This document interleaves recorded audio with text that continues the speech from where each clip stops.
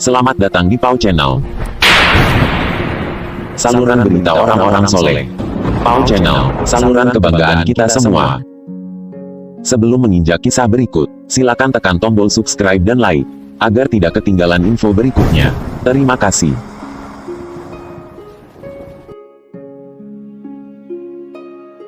Assalamualaikum warahmatullahi wabarakatuh. Jumpa lagi dengan Pau Channel, channel yang menyajikan berita-berita Islami untuk Anda semua.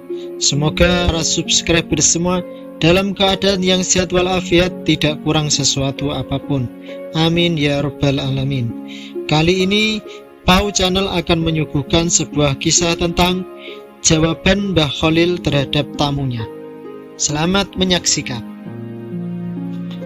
Suatu ketika, Habib Jindan bin Salim berselisih pendapat dengan seorang ulama, manakah pendapat yang paling sahih dalam ayat Maliki Yaumiddin.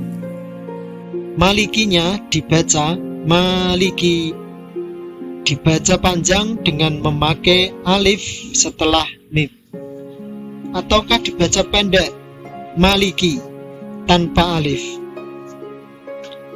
Setelah berdebat tidak ada titik temu, akhirnya sepakat untuk sama-sama datang ke Mbah Khalil Bangkalan.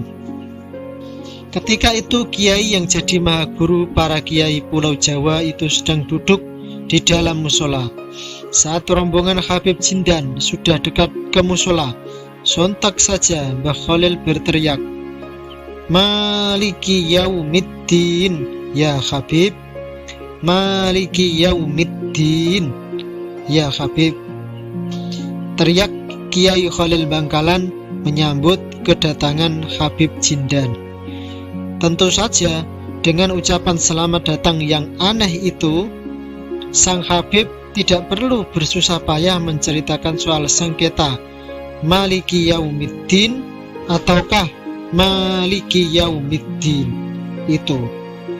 Demikian yang diceritakan oleh Habibuna Lutfi bin Yahya ketika menjelaskan perbedaan pendapat ulama dalam bacaan ayat itu pada tafsir At-Tabari.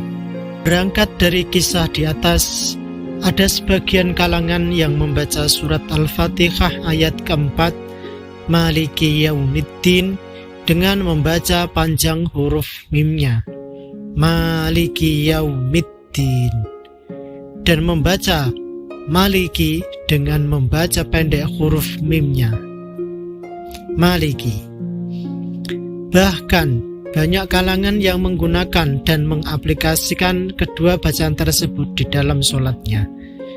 Dalam qiraatul Al-Quran, baik qiraah sab'ah atau qiraah 7 maupun qiraah asyirah atau qiraah 10, ada dua pendapat. Ada yang membaca panjang huruf mimnya dan ada pula yang membaca pendek.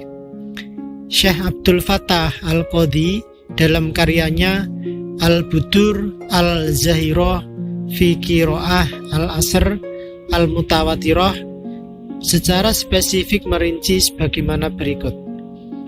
Imam Hashim Al-Kisai, Ya'qub dan Kholaf Al-Ashir membaca panjang mim Maliki.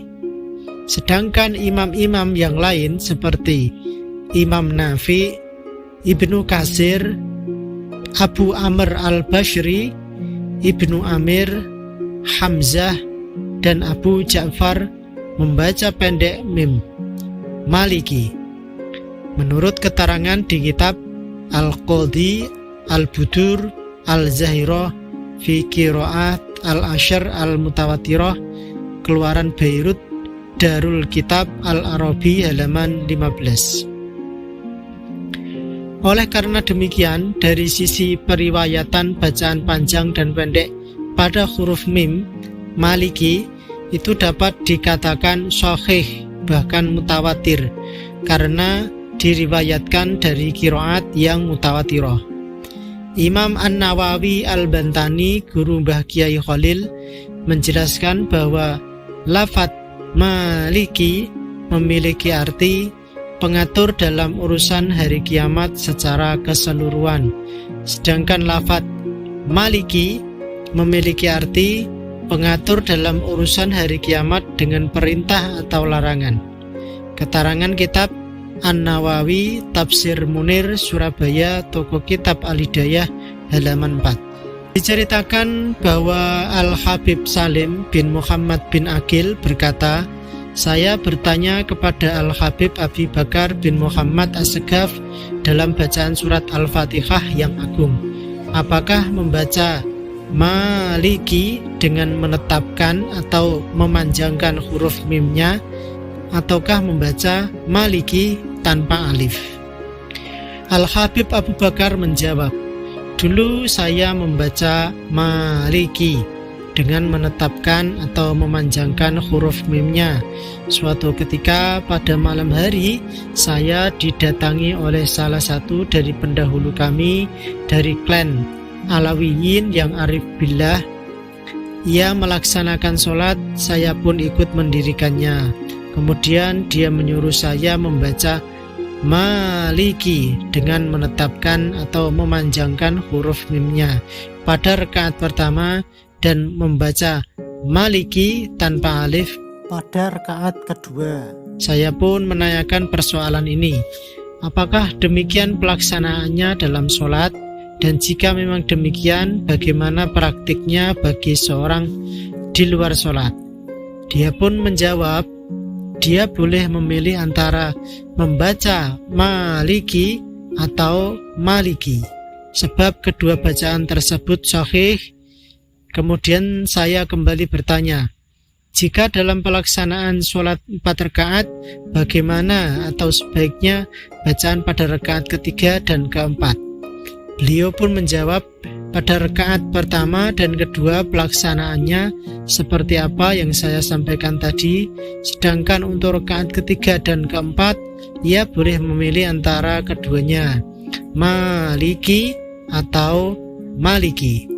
Keterangan Habib Zain bin Sumaid Al-Fawaid Al-Muhtarah li Salik Tariq Al-Akhirah, Pasuruan, Dalwa, 2008, halaman 121. Dari pemaparan di atas dapat disimpulkan sebagaimana berikut.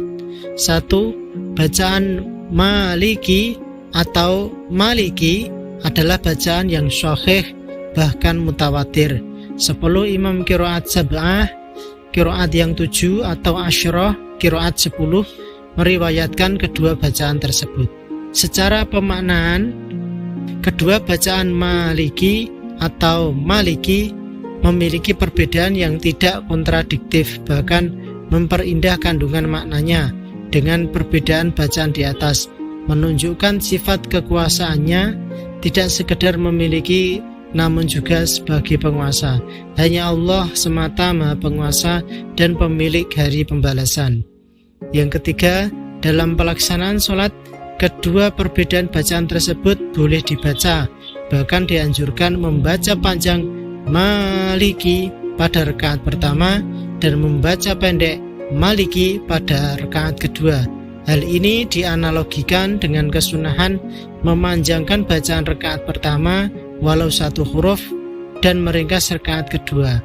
Menurut Al-Habib Abu Bakar, untuk rakaat ketiga dan keempat seorang musolli atau orang yang sholat boleh memilih antara kedua bacaan di atas, maliki atau maliki. Wallahu a'lam bishawab.